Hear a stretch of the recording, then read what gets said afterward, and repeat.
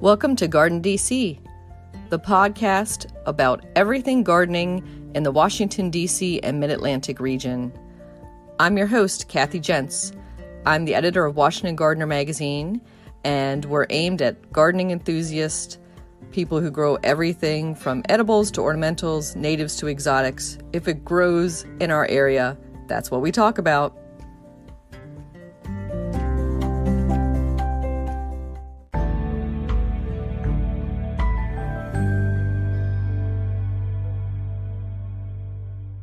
This week on the GardenDC podcast, we're joined by Andrew Bunting. He is the Vice President of Public Horticulture with the Pennsylvania Horticultural Society in Philadelphia, Pennsylvania. Welcome, Andrew. Thanks for having me.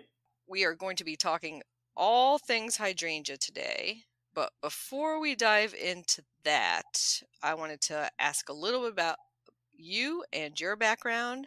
And I know that you were with Atlanta Botanical Garden, Chicago Botanic Garden, but I have to ask the question we often ask on the GardenDC podcast, which is, Andrew, were you born with chlorophyll in your veins? Probably. From a relatively young age, like my mother, who lives in New Jersey now, she always gardened. And then as a kid, I think that's how I got attracted to it. I also had both my maternal and paternal grandfathers were both farmers, one in Illinois and one in Nebraska. So I think that probably influenced me in one way or another. And then I was lucky enough to go to a high school that was pretty big in the northern suburbs of Chicago that had some I think 3 different horticulture classes in high school. So that kind of piqued my interest. And then I went to a little junior college, Joliet Junior College in Northern Illinois. And it was through there that I had to do 2 internships. And my first internship was at the Morton Arboretum, which is west of Chicago. And the other was at the Chicago Botanic Garden, which is north of Chicago. And it was through those internships that I really fell in love with kind of the public horticulture field. And as you mentioned, I currently work at Pennsylvania Horticultural Society. Prior to that, worked at Atlanta Botanical Garden.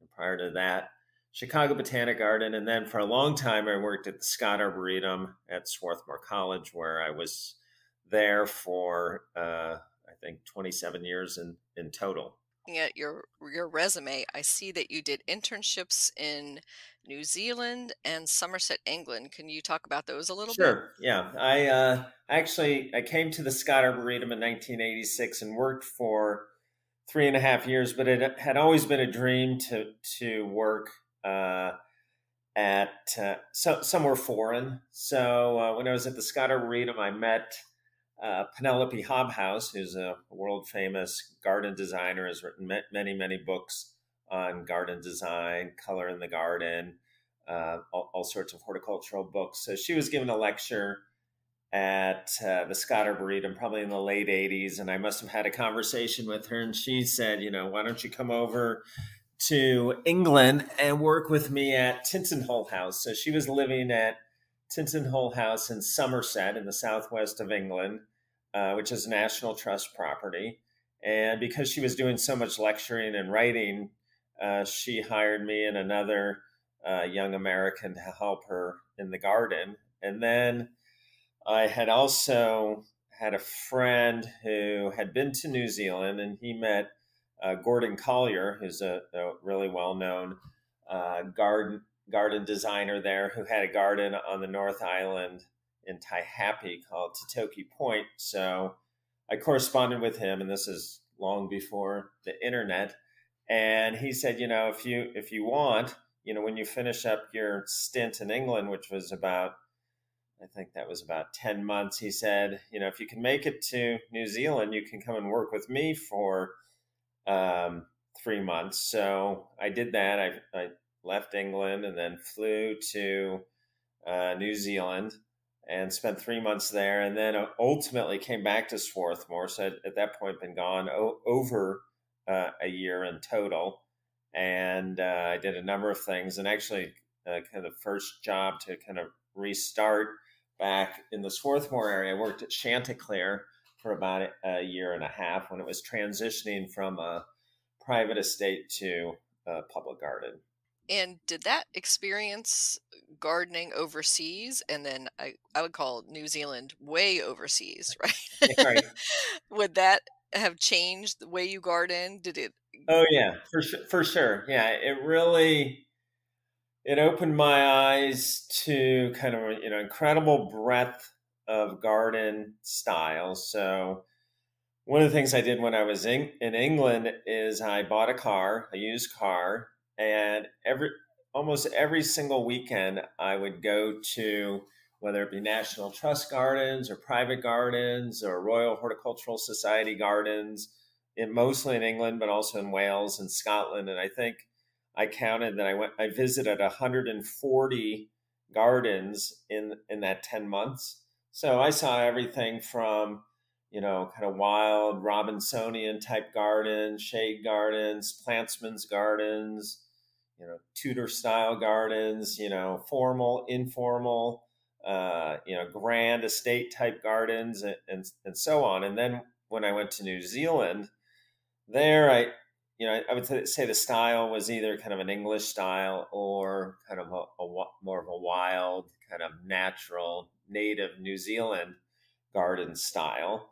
So both in England and in New Zealand, my eyes were really open to kind of the depth and breadth of plants in general. Because like in New Zealand, they can grow everything from, Mediterranean plants from South Africa or Chile or the Mediterranean, or they can grow a lot of, more northern, uh, cold tolerant temperate plants. So, I really saw such a variety of garden styles, but also realized that, the plant world is vast. And I met a lot of, serious designers. It was that year in England that I met, I lived with at Penelope Hobhouse at Tinton Hall House. I met Rosemary Very, Christopher Lloyd, Pam and Sybil, who were the head gardeners at Sissinghurst at the time, John Brooks,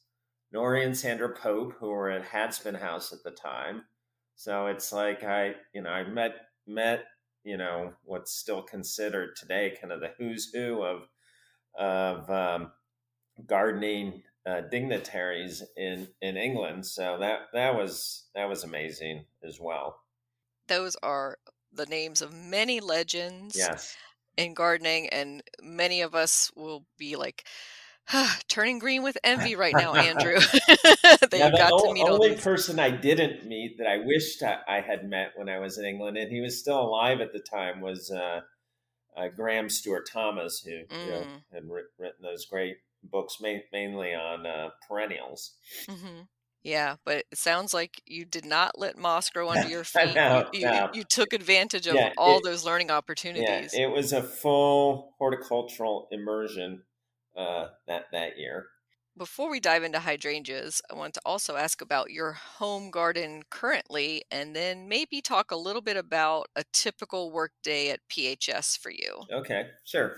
So I live in Swarthmore, which is where the Scott Arboretum is. So that's how I kind of ended up there. And I've owned my house, which looks like just like a little English stone cottage. It's about a third of an acre, which is small but big enough for me.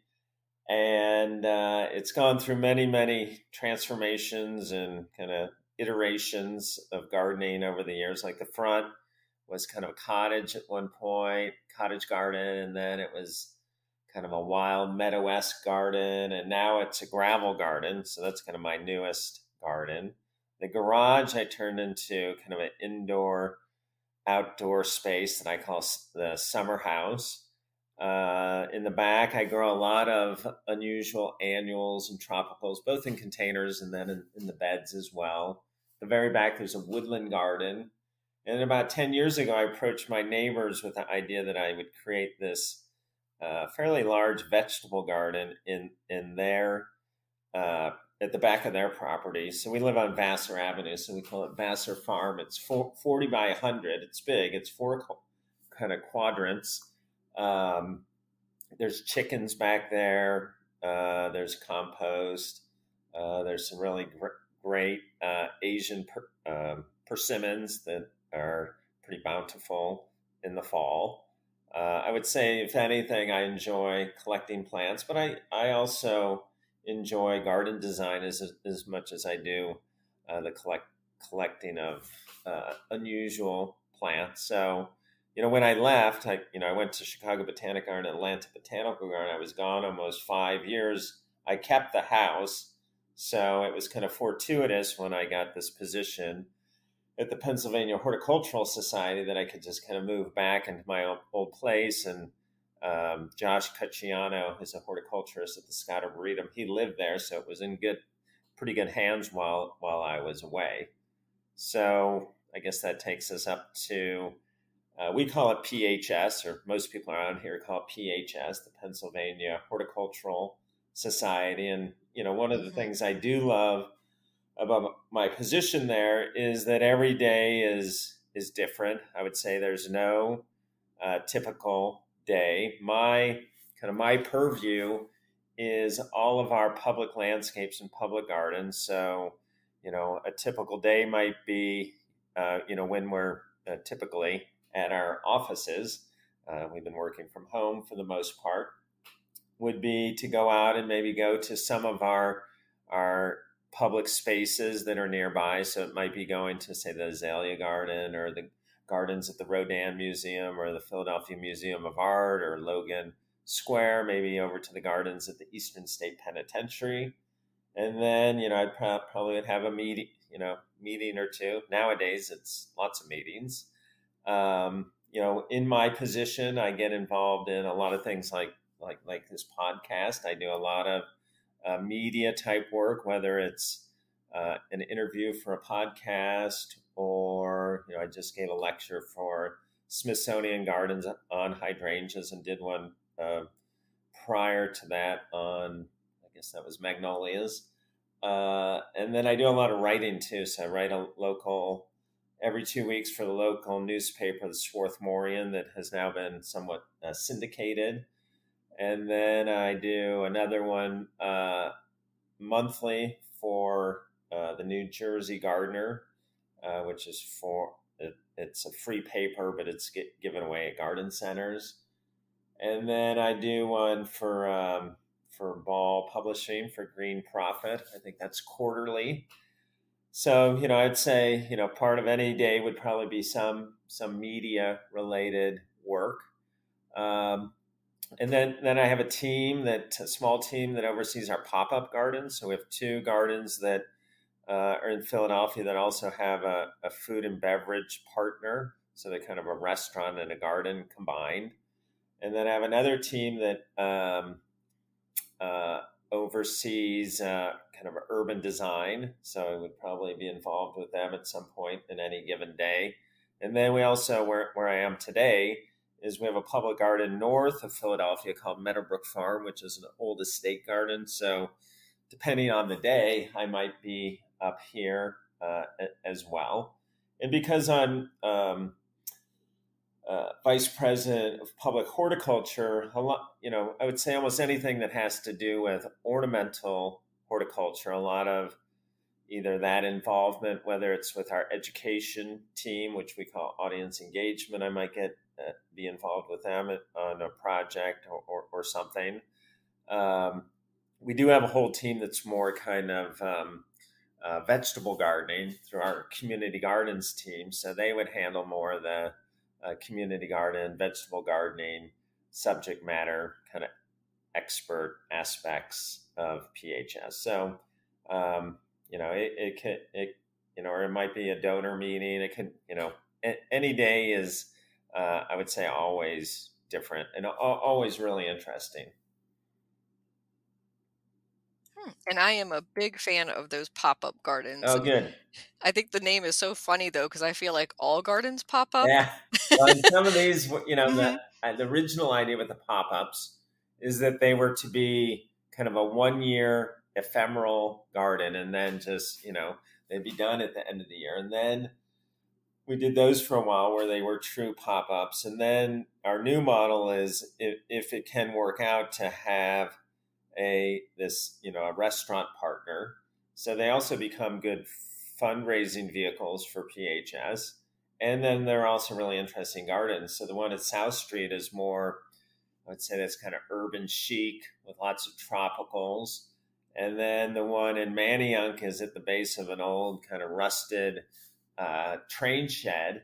And so that one's more Pennsylvania native ecosystems we have over there. Interesting. Yeah, I haven't been to the one with the natives. I'll have to Yeah, check that that one out this just summer. opened in, I guess, in September of last year. Okay. Something to look forward to Yeah. this summer. And we'll be talking about the other big late spring, early summer occurrence, the Philadelphia Flower Show, in a bit. But Sure. now let's focus on hydrangeas Okay. and everything about them and all their relatives and all of that stuff. And we're going to cover that right on our podcast in half an hour, right? All right, let's do it. It's going to be a race through hydrangeas. I was going to say it's only a tiny topic or something. So to start off with hydrangeas, maybe let's focus on the native ones to start. How about that? That's a good group. Yeah, there's most people, when they think of hydrangeas, think of the big ball-shaped ones, which are called hortensias or mop heads, or and they also come in the lace cap form.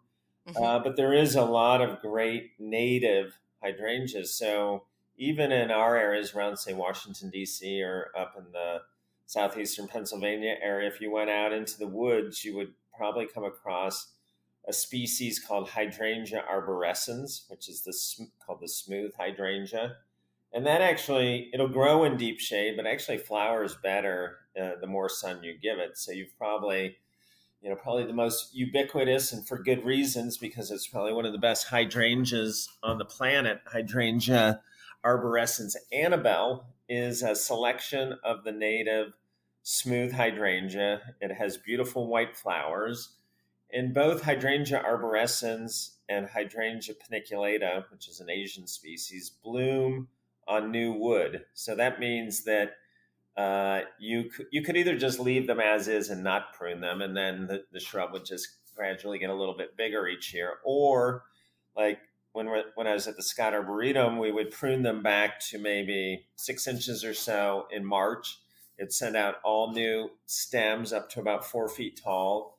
And then in July, you would get these big white heads. And Annabelle is great because it starts out kind of lime green, goes to pure alabaster white, fades back to lime green, and then those heads turn kind of a tawny brown, which can be ornamental for the winter. And it's also super hardy. Like Annabelle is probably one of the most commonly used hydrangeas in the Chicagoland area.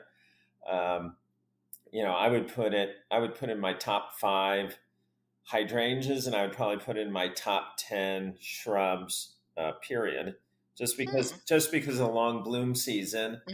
And then it was theorized that kind of the holy grail of the hydrangea world for a while was to create a pink Annabelle.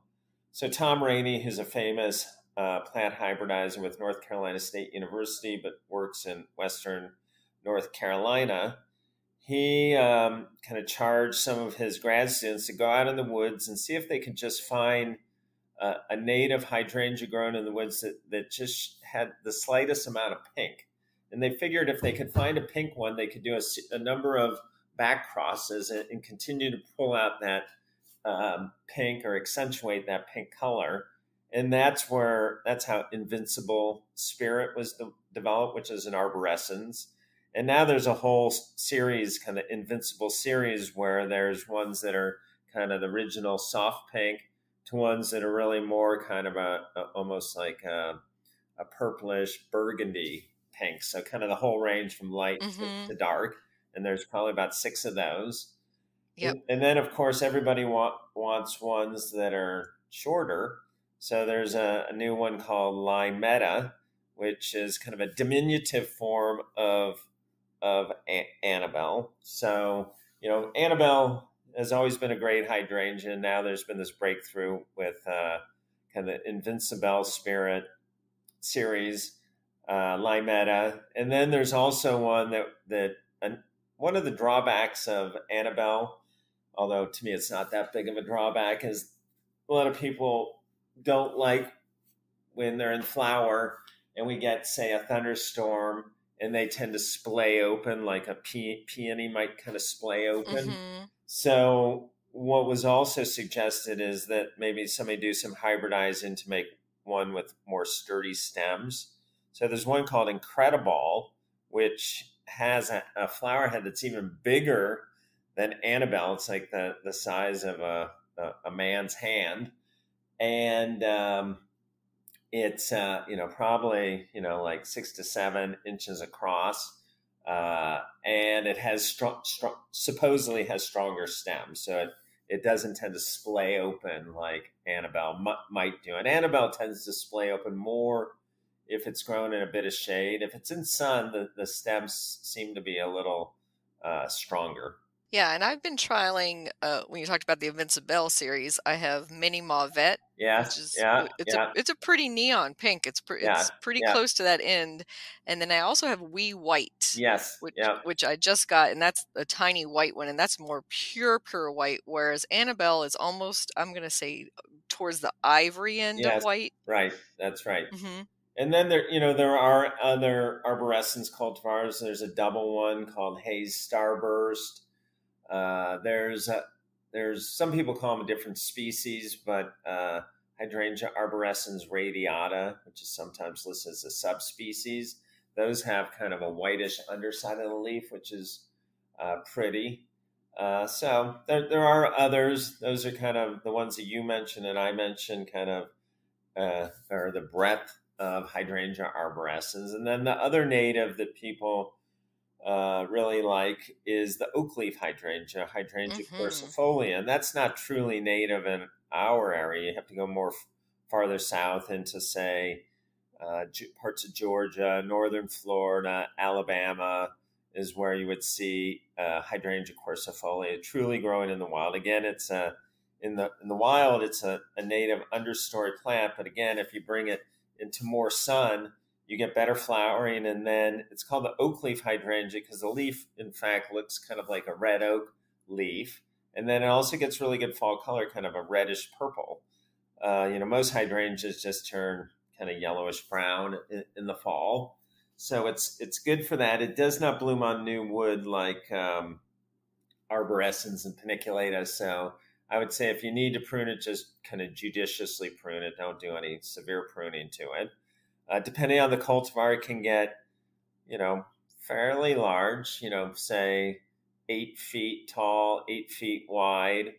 There are many cultivars. My favorite, handful of favorites would be Snow Queen, which has really nice upright white, cone-shaped panicles of flowers. Snowflake has these kind of hose and hose and hose double flowers that make them so heavy that they become pendant and hang downwards, and that's really a nice hydrangea to grow kind of spilling over a wall. There are some more diminutive types like peewee and Sykes dwarf and ruby slippers. Ruby slippers is an introduction from the U.S. National Arboretum in Washington, D.C., and Mm-hmm. it's small, kind of, maybe 3 to 4 feet tall. And then the white flowers ultimately turn kind of a carmine pink. And then there's another one that kind of quickly turns to pink called amethyst, which is really nice if you can find it. And then there's a small one that has yellow leaves called Little Honey. And Little Honey, for that to be successful, if you give it too much sun, it turns green, or actually scorches, I should say. If you give it Mm. too much shade, it turns green.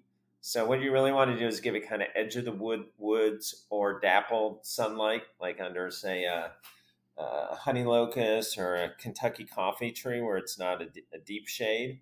And then you really get that vibrant kind of butter yellow coloration to the Mm-hmm. leaves. But like all the, hydrangeas in general have got, there's probably no shrub in my lifetime that has gone through such an incredible renaissance in the gardening world than hydrangeas. And it all happened, I don't know, 20 something years ago when Martha Stewart featured hydrangeas on the cover of her magazine, Martha Stewart Living. And it was from that day forward that the world of hydrangeas really exploded. And it's, if you look at any of these groups, whether it's arborescens, the oak leaves, Paniculata, Macrophylla, Serratas, they've all like had this kind of rebirth, and there's been incredible plant selection and hybridizing work that's continues to happen. Like we actually Richard Hockey, he's the manager of plant evaluations at Chicago Botanic Garden. He did a hydrangea paniculata trial, and 20 years ago, maybe you could find 5 cultivars, maybe, of Hydrangea paniculata. I think his trial had over 75 cultivars alone of Hydrangea paniculata. And with back to the oak leaves, there's probably, if you were to collect them all, there's probably at least 30 cultivars of oak leaf hydrangea. Well, thank you, Martha. Yes. Yep. And I was going to say no thank you to Madonna. I don't know if you remember that press conference she gave a few years ago where a fan came up or somebody came up and gave her an armful of, I believe it was blue hydrangea Right. blooms. And she was like on mic live, and under her breath, she says, "I hate hydrangeas." She was like, and she kind of tosses them behind the Yeah. table type of thing. Well, And I was like, yikes. It doesn't, that comment does not seem to have affected their popularity. No. Yeah. And everybody was bewildered by that. I was like, who hates flowers? Yeah, Come on now. exactly. And there's such long lasting vase life if you do cut them fresh. Yes. And then dried, that's as well. Yeah. And that's pretty much infinity vase life right there for dried. Yeah, for sure. And they actually, like Hydrangea Arborescens or Paniculata, they're kind of dried flower heads in the garden, will last well into kind of the next spring. So they also have kind of a staying power if you choose to leave them on the plant for winter effect. I'm a very much procrastinator in snipping off last year's blooms, especially on the smooth hydrangea. I leave them practically till the new ones have formed, and then I go right. Yeah, me too. And they're almost like little skeletons at that point. Yeah, but they're still there. They're still marking where the blooms were. So I do want to talk about some of the climbing hydrangea family. So are they actually directly related to hydrangea, or is just that the name climbing hydrangea? I haven't stayed completely up with the taxonomy of hydrangeas, but there's been talk, and I believe a lot of people now are putting almost everything that's in the Hydrangeaceae family in the genus Hydrangea. But for the climbers, there is a true hydrangea, Hydrangea petiolaris, which is it has little rootlets along the stem that allow it to cling to whether it be a tree trunk or a wooden fence or a cement chimney. And it grows skywards, and it has kind of lace cap flowers where it has more kind of showy, kind of 4-parted florets around the outer edge of the flat top cluster. And then in the center, it's all the tiny fertile flowers where the seed would actually come from. And it has a really kind of hand soap, sweet fragrance. And it has a beautiful kind of golden yellow fall color. Sometimes it takes a while to bloom. Like it can need to be 7 to 10 years old before it really gets good flowering. And then there is kind of a native version of the climbing hydrangea. It has a different genus called Decumaria. So it's Decumaria, Barbara. And it's found in southeastern parts of the United States, comes up into Arkansas and southern Illinois. And I actually saw it fairly recently growing in Alabama, and it was growing in standing water in a swamp, which is not a condition I would have thought it would tolerate.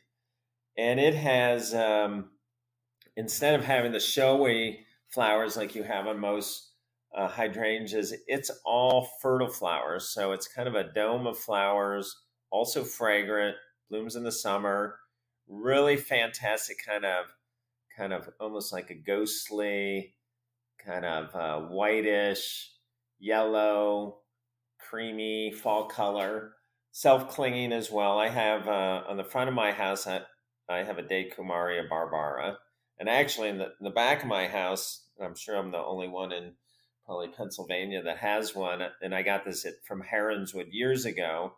I have the Asian counterpart to that. I have Decumaria sinensis, and that it Hmm. looks very similar. It just has a slightly narrower leaf.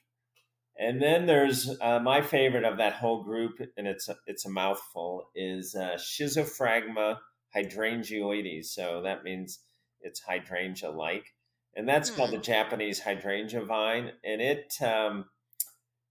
so if you give it good sun, it flowers better. And there's a cultivar called Moonlight. Like if you're going to, I mean, the straight species is nice, and what it does is it has kind of a flat top cluster of flowers, and then it has these single bracts that they almost look like they're hovering above or suspended above the flower or the foliage. They're almost kind of these like teardrop bracts. And so that's really pretty. If you grow the one that's called Moonlight, its claim to fame is it has those flowers, but it also has kind of this variegation where the leaf is kind of a pewter silver, but then the veins are dark green. So it creates this kind of beautiful mosaic effect on these heart shaped leaves, self clinging. The key with Moonlight is if you give it too much sun, the variegation doesn't stand out. But if you give it too much shade, you don't get as good a flowering. So what I found is probably the best place to grow it is maybe like I had one actually on the northwest corner of my house, and kind of that aspect got enough light to kind of well, it was shady enough to give the good variegation and sunny enough to give the good flowering.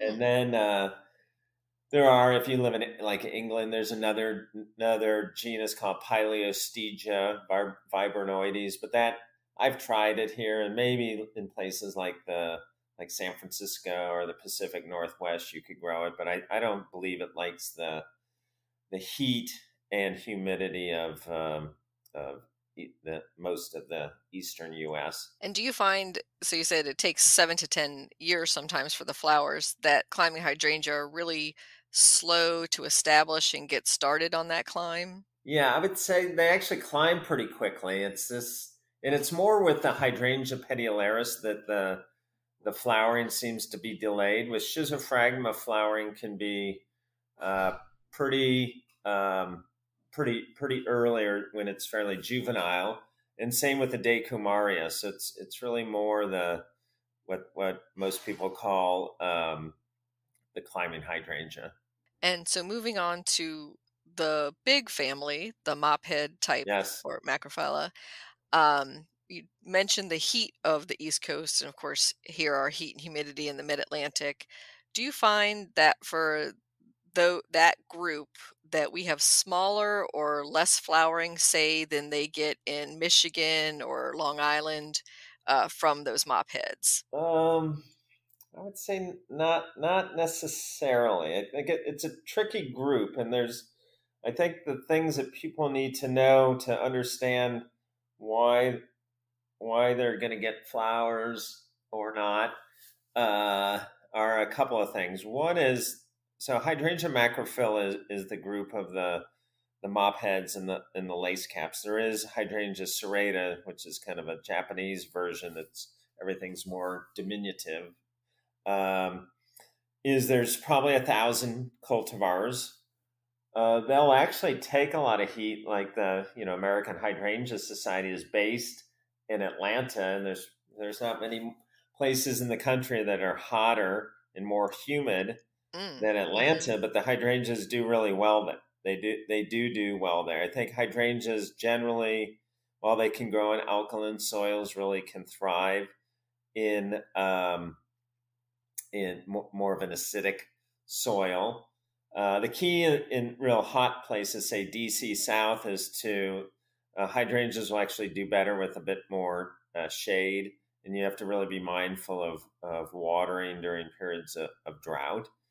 For people in where it's colder, and that can sometimes even include, say, the Philadelphia area, is not all hydrangea macrophyllas are created equally from a hardiness perspective. So you kind of have to know which ones are hardy enough. So, like in Chicago, a lot of the macrophyllas just did not do well at all. They may have survived the winter, but what often would happen is they would die. They would be frozen to the ground, Mm. and because most hydrangea macrophyllas, you need stems that are at least 2 years old to get satisfactory flowering. They always had new wood, so they never really produced flowers. Now there are some newer clones like Endless Summer and others that bloom on new wood, so that is a breakthrough in the hydrangea macrophylla world. Now there does seem to be a perfect kind of climatic sweet spot for hydrangeas, and that is kind of a maritime type situation. So I've never been to Nantucket, but there's some hydrangea growers there, and I've seen pictures of like a hydrangea macrophylla that's literally like 10 feet round, and the entire thing is covered in flowers.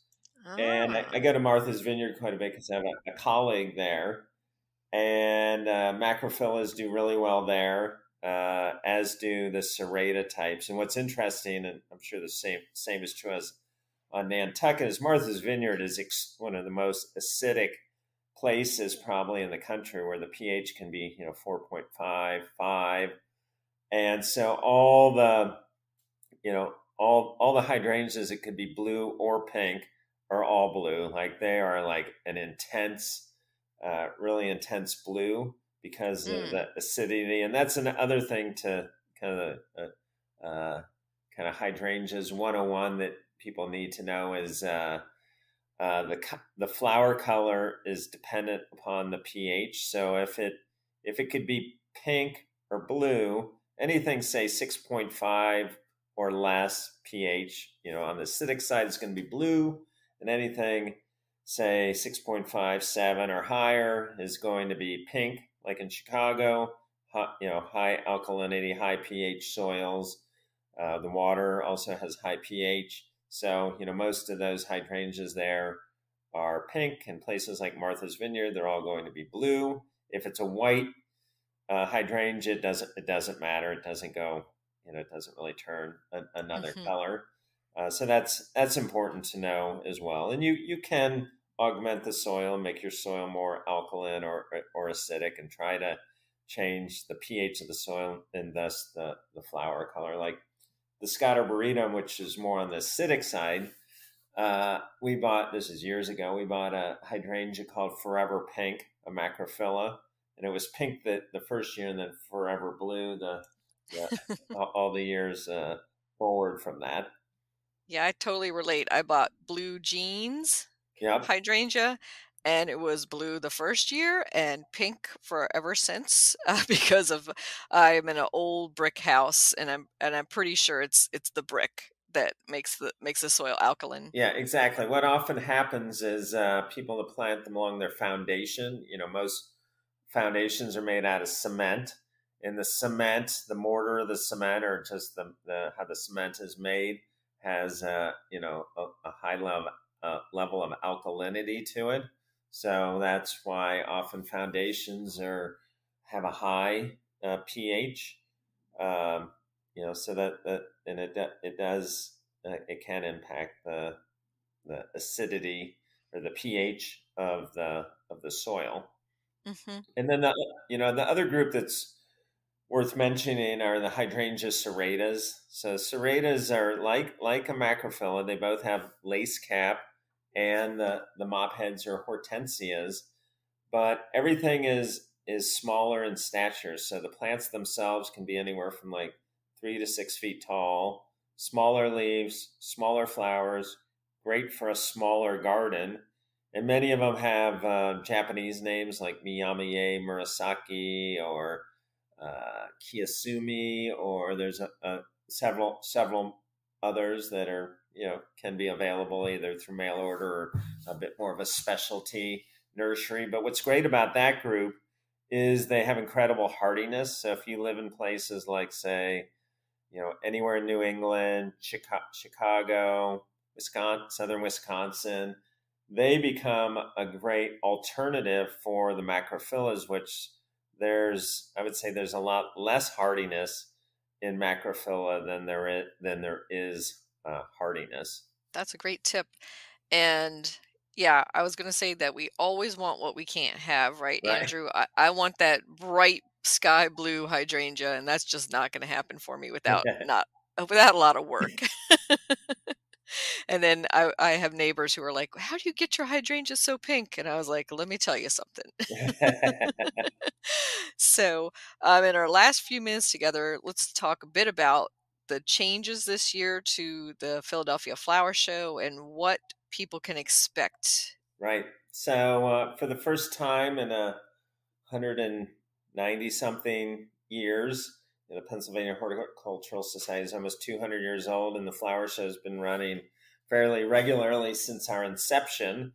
It will be out of doors. It's almost, at least for the last 20 years or so, it's been in the Pennsylvania Convention Center in the winter. But because of COVID-19, we've decided to have it out of doors at FDR Park, which is in the southern part of Philadelphia. It's right near the stadiums and just north of I-95 and close to the Philadelphia Navy Yard. So it's a great part of the city. It's in a 300-acre park that's an Olmsted park, so same Frederick Law Olmsted who designed Central Park. So it's an old, grand, beautiful park. We'll be taking about 15 acres of it, so that seems relatively small, but it's actually bigger than where the footprint of the normal flower show. It'll be open June 5th to the 13th. You can go online and get timed tickets. It'll be, at a time of year that we don't typically have a flower show. So in June, so a time of year where there'll be, you'll get to see a lot of I think a bit more diversity of plants because of that, and just having more availability of plants from a wider range of nurseries. There's over 75 exhibitors. The theme is habitat. So however the exhibitor or designer might interpret that, and that I think there's quite a bit of latitude for interpretation. It all sounds really exciting, and the 15 acres that you mentioned makes me think I might pack a change in shoes. Yeah, I wouldn't wear. I would wear comfortable shoes. So it will be out of doors. There's going to be a lot of great food venues kind of scattered all over the site. And the park itself has some water features. So there's a kind of a classic old boathouse that has these beautiful Palladian arches. So that'll be kind of an epicenter, or I should say, a focal point at one Mhm. end of the flower show. There'll be a design district and kind of a plantsman's district. There'll be a lot of vendors that people are familiar with, but also some new vendors that will be highlighting plants for sale. When we do sell some plants when it's at the convention center in the winter, but again, we're limited because of the time of the year. So we have more opportunities this year to have kind of a wider or more breadth in the type of plant nurseries that we can offer at the show. Yeah, and I'm taking a busload of Washington Gardener readers up, Oh, good. and we have the entire underneath of the bus that we can fill up with plants. Yeah, yeah. I've been on bus tours like that. It's great because the undercarriage of a bus has quite a bit of space. Yeah, and the fact that you can buy what you're seeing basically on display does Yes, make yes, the outdoor and the June timing even more exciting for this year. yeah. I think it's to me it's really exciting. It's something we've never done. So that we have a good idea of how it's all going to turn out, but I think it's actually going to be even more spectacular than any of us could envision, because I think that there's just going to be so much. Well, one, I think people in general are going to be so excited to be doing something that seems more normal, and it's going to be out of doors, and so I think there'll be a good buzz about the flower show. I agree, and I think so many of us are just ready. Yes, we are past ready. Right. Yeah, and things are moving in the right direction, and people are feeling more safe to be out of doors in this type of situation. So I think I think a lot of positive things are all coming together at the same time. Well, thank you, Andrew, and thank you, PHS, for powering through and putting on a flower show at all this year. So that will be great. And also thank you for sharing your hydrangea tips and wisdom. And for some final thoughts, you had mentioned there are almost 1,000, right, introductions in the Macrophylla, and I feel like I've been sent dozens of them to trial. Are there a few of the new introductions that you recommend? Yeah, to be tiny. I might not get the right name, but Tough Stuff is one that's more kind of again, more of a compact form. So I like that. I must, be honest and say I don't even have a Macrophylla type in my yard. What I've really gravitated towards, and it's a group we actually didn't even talk a lot about, are the Paniculatas. So the Panicle Hydrangeas is one of my favorite groups because they're tough as nails, can grow in full sun. I still like. It's been around a while, but it's a great clone called Limelight. But now there's a newer one. So if you need something that's a bit smaller for the yard, one called Little Lime. So I like that as well. And there's one called Little Lamb, I think, as well. But there's also been breakthroughs in that group where there's ones that are more pink, like Pinky Winky, which has probably been around for 10 years or so. And there's other kind of pinkish clones, whether they kind of start out pink and stay pink, or they start out white and fade kind of a deeper pink color. And who can resist a name like Pinky Winky, right? Exactly. Yeah, that was really good marketing. Very good. So thank you for those suggestions, and looking forward to seeing you in June at the flower show. Yeah, thank you. Thanks for having me.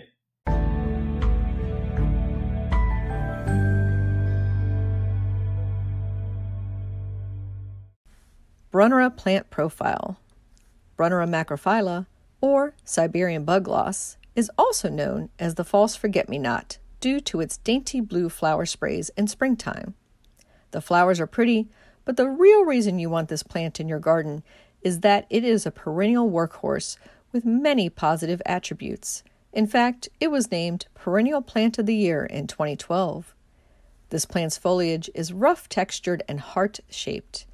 The hairy texture of the leaves make it deer and rabbit resistant. It is not a native plant to the mid-Atlantic USA, but it is well behaved and expands in a clump that can be divided and moved about every few years. The only maintenance need is a fresh application of organic mulch in early spring and to cut back the spent flowers, unless you want the plant to seed about a bit. Brunnera needs to be kept well watered in its first year, but after that, it's quite drought tolerant, making it a good choice for dry shade locations. It's also a great alternative or companion to other shade-loving foliage plants like hostas, heucheras, and caladiums. The old-fashioned Brunnera is straight green, while the newer cultivars have a silver sheen or white variegation to their leaves. That makes this plant shine in the deep shade. These include Jack Frost, Looking Glass, and Silver Heart. There is even a chartreuse version named Diane's Gold. This versatile plant is a good ground cover as well as container plant. Brunnera, you can grow that.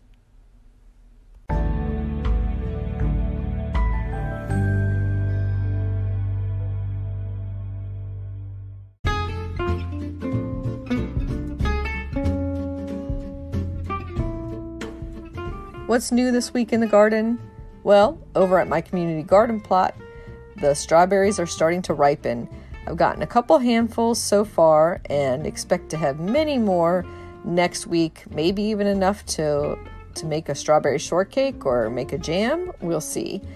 And the weather has been pretty dry and hot, so the cool season crops are on their way out. I'll be pulling out the broccoli. I'll be eating the last of the radishes and probably the last of the arugula and other lettuces.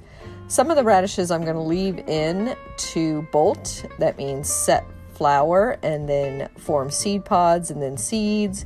And if you check out the new issue of Washington Gardener magazine, May 2021, you'll see an article I wrote on the bonus harvests of radishes. So they're edible at all of these stages, from baby seedling through to seed pod. So check out that article, and you'll want to let some of your radishes stay in the garden and bolt too to get some of those bonus harvests from them. And back in my home garden, I've received a few more boxes of sample plants, and one of them I was ecstatic to see included the ingredients for a knockout martini. This is the Petite knockout martini, which is made from vodka, sparkling pomegranate beverage, and fresh lime juice. That sounds really yummy for a weekend treat. And I will be finding some spots and containers for those Petite knockouts to go in. I also have trialing several annual plants and some veggies and some basil. So I'll be reporting back in future podcasts of how those trials go. I'm really excited in particular for a couple of the annual dianthus and the wave petunias that are in colors that I like, which means lots of purples, right? Because I am a purple girl. So upcoming events in the local gardening area for the DC, Maryland, Virginia, Greater Mid-Atlantic. If you're in my region, check out Gardens of Note. That's the Reston Garden Tour on Saturday, June 5th. And you can find out information about that and purchase your tickets online from Reston Corral. That's CHORALE.org. So as you can tell by that name, Gardens of Note, it is a music and garden tour. So it's a self-guided tour including pop-up musical performances. That sounds like a lot of fun to do that afternoon. Another upcoming tour is with the Potomac Rose Society. They're having a tour of the Franciscan Monastery Rose Gardens and a group picnic, bring your own. Afterwards, if you want to stay and meet up with the Rose Society members. And then I am giving a talk for Fairfax County Parks Green Spring Gardens, and it is on attractive and lasting plant combinations. That's Saturday, June 12th at 11 a.m. And there's a nominal fee to about $18 per person. I think there might be a discount for the frogs, the Friends of Green Spring, but check that out. And you can find out more information and register through fairfaxcounty.gov/parks/parktakes.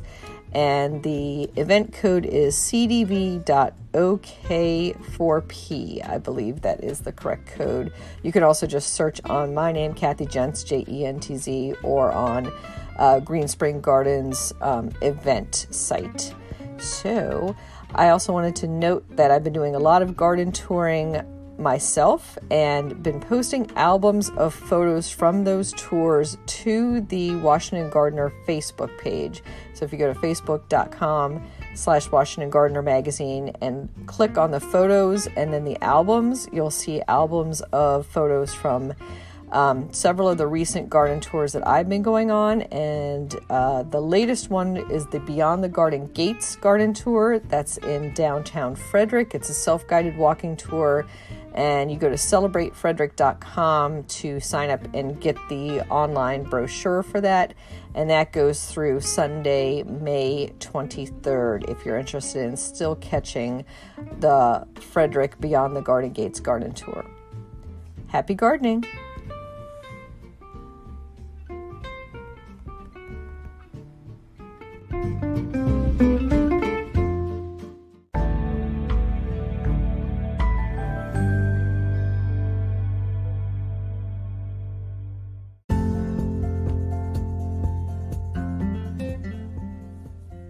Thank you for listening to GardenDC. You can become a listener supporter for as little as 99 cents a month by going to anchor.fm/GardenDC/support. Another way to support this podcast is to subscribe to our monthly digital publication, Washington Gardener Magazine. To do so, go to washingtongardener.com. Thank you.